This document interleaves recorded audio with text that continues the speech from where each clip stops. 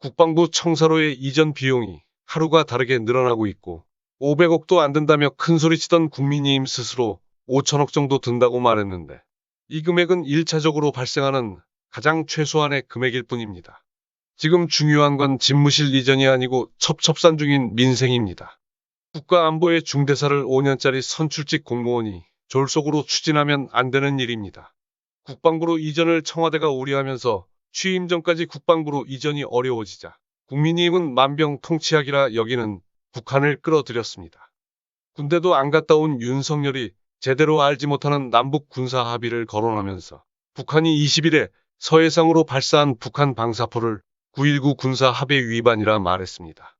9.19 합의 위반이 되려면 남북이 합의한 군사행동 금지 구역이어야 합니다.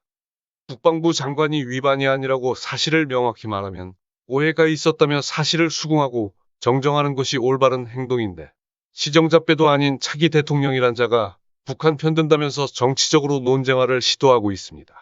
이런 짓을 70년 동안 해온 정당인이 새로울 것도 없고 이런 짓으로 정권을 유지하고 권력을 탐하면서 남한에서는 남남 갈등을 일으키고 북한과는 대립 일변도의 정책만을 고수해왔습니다. 오늘은 북한을 우호적으로 본다거나 적대적 시각이 아닌 대한민국이 가져야 할 북한과의 관계에 대해서 우크라이나를 둘러싸고 벌어지고 있는 각 나라의 상황으로 현실적인 접근을 해보겠습니다. 바이든 대통령은 22일 워싱턴 DC에서 열린 비즈니스 라운드 테이블 행사에서 우크라이나 정부가 생화학 무기를 보유하고 있다는 러시아의 주장은 거짓이라며 오히려 이 같은 주장은 푸틴 자신이 그것들을 사용하려 한다는 점을 보여준다고 말했습니다. 생화학 무기 보유는 국제적으로 무척 민감한 사안이고 2016년 미국이 북한에 대해 선제 공격을 준비하면서 북한이 생화학 무기를 대량으로 보유하고 있다며 선제 공격 명분을 국제적으로 쌓기 위해 주장하기도 했고 근거가 없음에도 미국이 이라크를 침공할 때 내세웠던 명분이기도 했습니다. 조지 W. 부시 미국 대통령이 2003년 3월 이라크를 침공할 때 내세운 주된 명분이 대량 살상 무기를 제거하고 사담 후세인 정권의 쿠르드족 탄압을 막겠다는 것이었습니다. 그런데 정작 이라크엔 대량 살상 무기가 없었고 쿠르드족은 터키군이 대량으로 학살했습니다. 대한민국의 이익을 위협하는 나라는 우리 모두가 알고 있습니다.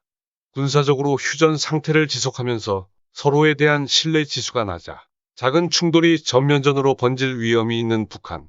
끊임없이 독도를 탐하고 교과서를 통해 한일 갈등을 키우고 싶어하며 국제법을 위반하면서 정치 문제를 수출 규제라는 경제보복으로 웅수한 일본. 경제와 무역에서 우위를 무기화하면서 경제보복을 일삼는 중국. 인도태평양 정책에서 미국의 이익을 위해 헌신할 것을 동맹이라는 이름과 안보 위협이라는 이유로 외교와 국방, 남북 교류 방향까지 강요하는 미국이 있습니다. 이 모든 관계에서 거의 모든 문제를 해결할 열쇠를 쥐고 있는 나라가 미국이지만 사드의 예를 보더라도 미국 하나만 만족시킨다 해서 대한민국 이익이 보장되지는 않습니다. 우크라이나에 막대한 전쟁 물자를 지원하고 있는 미국과 서방의 태도에서 대한민국이 어떤 자세로 북한을 봐야 하는지를 보겠습니다. 젤렌스키 우크라이나 대통령이 간곡히 요청하는데도 미국과 서방은 하나의 원칙을 고수하고 있습니다. 러시아가 우크라이나 밖으로 전선을 확대하려는 빌미를 주지 않는 것입니다. 우크라이나 항공기 이착륙 금지라든가 미군이나 나토군의 우크라이나 파병이 그것입니다. 러시아에 어마무시한 제재를 가하고 비난하는 미국과 서방에서 2014년부터 2021년까지 벌어졌던 돈보스 지역의 우크라이나군의 민간인 학살에 대해서는 지금처럼 반응한 적이 없습니다. 현재까지 우크라이나 민간인 사망자의 10배가 넘는 무려 13,000명의 민간인이 우크라이나 군의 공격으로 죽었고 러시아 언어 금지, 러시아 문화 사용 금지 등 우크라이나는 말로 표현하기 힘든 짓을 벌였습니다. 러시아라는 나라에서 이런 문제를 꾸준히 제기했지만 우리나라 언론은 물론 서방의 언론들조차 제대로 보도하거나 국제 정치에서 문제가 된 적이 없습니다. 이유는 단 한 가지밖에 없습니다. 민간인 학살에 동원된 군사 물자를 반군에 대항하라면서 미국과 서방이 지원했기 때문입니다. 민간인 학살이 있다는 것을 미국과 서방이 모르고 계속 지원한 것이 아니라 그럼에도 러시아는 국제법적으로 우크라이나 내정 문제이므로 개입할 수 없고 반군의 세력이 약해지면 러시아를 보다 압박할 수 있다는 정치적 계산이 바탕에 있었습니다. 자원이 풍부하고 영토가 러시아에 접한 우크라이나 분쟁은 미국과 서방의 정치와 경제에서 이익을 주었습니다. 러시아가 전격적으로 우크라이나를 침공하자 미국과 나토는 상황이 심각해졌습니다. 나토 회원국 영토와 우크라이나는 국경을 접하고 있기 때문입니다. 국군과 미군이 북한을 침공했다고 했을 때 중국과 러시아가 염려하는 상황이 현실에서 반대로 일어난 것입니다. 우크라이나 국경을 러시아 군이 넘으면 나토와 전면전이 발생하게 되고 3차 세계대전이 발발합니다. 푸틴은 부정하고 있지만 러시아가 우크라이나를 점령하고 러시아가 우크라이나와 동유럽 국가 국경에 러시아 군을 상시 배치하게 되면 미국을 제외한 나토 국가들은 지출하지 않아도 되는 군사 비용을 천문학적으로 사용해야 합니다. 미국이 유럽에서 이런 상황이 일어나길 원한다 해도 공개적 의견으로는 우려하고 반대해야만 동맹으로부터 지지를 받을 수 있습니다. 미국이 할 수 있는 것은 지속적으로 푸틴을 자극하고 우크라이나를 희망 고문하고 장기화시키면서 푸틴이 국내외 적으로 더 어려워지길 원하는 것입니다. 만약 한반도에서 같은 일이 일어난다면 중국과 러시아가 지금 미국이 하는 것과 같은 역할을 할 것입니다. 다른 점이 있다면 전투 지역이 한반도 전체가 되고 북한 내로 한정되지 않는다는 것입니다. 미국의 최종 목적지는 러시아가 아닙니다. 러시아가 몰락하면 중국을 고립시키고 압박하기가 한결 쉬워집니다. 러시아가 재건하려 해도 미국과 협력은 필수적입니다. 러시아가 정치적으로 중국과 거리를 두게 만드는 것이 미국이 원하는 그림입니다. 프랑스나 독일 같은 나토 주요국이 미국과 반대 입장에 서지 않으면서도 미국의 또 다른 입장을 항상 견제하려 하는 그런 모습이 나타나고 있습니다. 러시아를 제재하고 우크라이나를 지원하지만 우크라이나가 원하는 것을 미국과 나토가 들어주지 않는 이유입니다. 모든 나라가 자신들의 이익을 지키기 위해서 최선의 노력을 하고 있습니다. 모든 일에서 내세우는 대의 명분은 이익이 손해보다 클 때 의미가 있습니다. 자국이 전쟁 당사자가 되는 것이 가장 끔찍한 일이고 우리 입장에선 남북이 전면전을 하는 것입니다. 자국의 이익 중에 가장 큰 것이 다른 나라 전쟁에 자국이 휘말리지 않는 것입니다. 그 다음 고려하는 것이 명분이나 대안 없는 외교 분쟁에 휘말리지 않는 것이지요. 한일 갈등에 어느 나라도 개입하려 하지 않는 것이 그 증거라 보시면 됩니다. 젤렌스키 대통령만큼 국제 정치의 냉혹함을 체험하고 있는 지도자는 없겠지만 윤석열이 거론한 북한 이야기로 넘어가겠습니다. 북한의 방사포 발사는 9.19 합의 위반이다. 위반이 아니다의 기준은 합의문에 설정한 지역 내에서 일어났는지입니다. 남북이 합의한 내용에 맞추어서 위반 여부를 판단하는 것은 가장 기본적인 것입니다. 기준이 있음에도 기준을 무시하게 되면 상대가 보기에 합의를 존중할 생각이 없다는 표현이 되지만 이 짓을 당연한 듯 70년 동안 남북이 해왔습니다.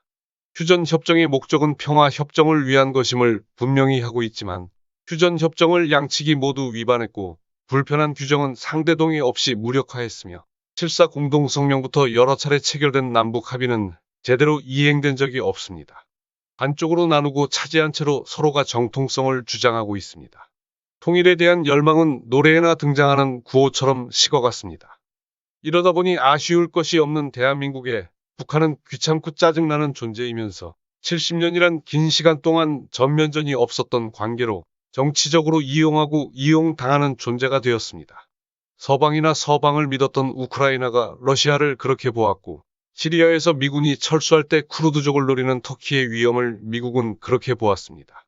남북 사이에는 근본적으로 신뢰를 만들 시간이나 교류가 없었습니다. 문재인 정부 5년 동안 무던히 애를 썼지만 대북 전단지를 막지 못해 남북 연락 사무소가 폭파되는 등 깊이 파인 남북 감정의 골은 여전히 깊은 상태로 남아 있습니다. 공권력으로 대북 전단을 막을 제도적 장치를 마련하고 늦었지만 남북 합의를 지키기 위해 정부 여당에서 입법을 했지만 야당과 미국 정치권의 시비거리가 되었습니다. 남북 화해를 비용을 잡아먹는 불필요한 행위로 보면서 정치적으로 유리함만 사라진다 여기는 야당과 남북 화해를 미국의 영향력 약화로 보는 미국이 발끈한 것입니다. 북한과 약속을 지키고 서로 존중하자는 것이 국민의힘과 미국이 볼 때 해서는 안 될 정책이고 저자세라는 것입니다. 적대해야 하고 적대할 거리가 없으면 거리를 만들기라도 해서 적대하는 것이 우리나라 절반 가까이가 올바른 대북 정책이라고 생각하고 동맹인 미국을 존중하는 것이라 생각하고 있습니다. 남북을 떠나서 국제적으로 보면 남과 북은 서로 다른 주권 국가입니다. 북한과 한반도를 바라보는 시선과 셈법에서 미국과 일본 그리고 중국은 일치하지 않고 제각각입니다. 그들은 자국의 이익이라는 관점에서 어떤 상황이 유리하고 불리한지 판단하고 그럴듯하게 주장하기 위해 그것을 포장하는 재료를 자국이 아닌 대한민국과 북한에서 보여주는 현상으로 마련합니다. 대한민국과 한반도에서 동맹국인 미국은 대한민국의 의견을 존중해 주어야 합니다. 일본이 우방이라 자처하려면 일본 역시 마찬가지 모습을 보여야 합니다. 대한민국이 당사자이기 때문입니다. 하지만 우리는 전혀 다른 모습을 미국과 일본에서 보였다는 것을 기억하고 있습니다. 대표적인 것이 종전선언입니다. 남과 북이 종전선언으로 평화협정을 체결하면 이익을 침해당한다고 노골적으로 말했습니다. 우리는 북한과 관련된 모든 부담을 직접 안아야 하는 당사자입니다. 합의를 위반하지 않았는데 위반했다고 하면 같은 논리를 북한에서도 사용할 수 있게 됩니다. 신뢰를 만들기에도 지나칠 만큼 교류가 없는데 정반대의 행동을 하는 건 어리석은 짓입니다. 정당의 이익이 아닌 국가 전체의 이익을 생각하지 않으니 할 수 있는 일입니다. 서로 적대하는 것이 쌓이면 감정이 격해지고 결국 불상사가 터지게 됩니다. 상황을 통제하는 것이 불가능해지면 북한에서도 우리 대한민국에서도 정치적인 셈법으로 물러서지 못하게 되고 외세는 그것을 기회로 활용합니다. 남북이 심리전이나 당국자 간 설전으로 감정이 격해졌을 때 한반도에서 높아지는 긴장을 우려한다면서 백악관이 발표한 적이 있나요?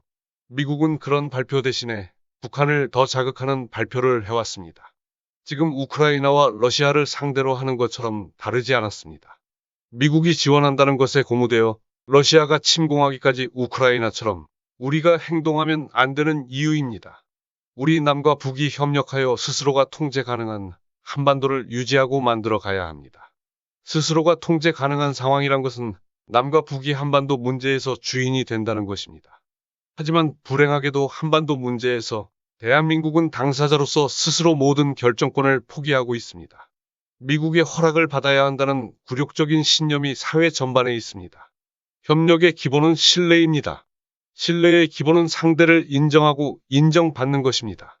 상대를 인정하는 것조차 지금은 미국의 눈치를 보고 있습니다. 설마가 아닌 현실로 다가올 때면 이미 늦습니다. 결정권도 없다 체념하면서 결정지으려는 의지도 약한 한국이 북한에 대해서 비핵화시 뭘 하겠다는 불가능한 전제를 만들어 놓고 대북 정책을 추진하면 남북 관계 악화와 외세에 이용당하는 것 외엔 그 어떤 것도 기대할 것이 없습니다. 이젠 후보가 아닌 차기 대통령입니다. 개인과 정당의 이익이 아닌 국민과 대한민국의 미래를 위해 언행이 신중해졌으면 좋겠습니다. 오늘 영상은 여기까지입니다. 시청해주신 여러분 고맙습니다.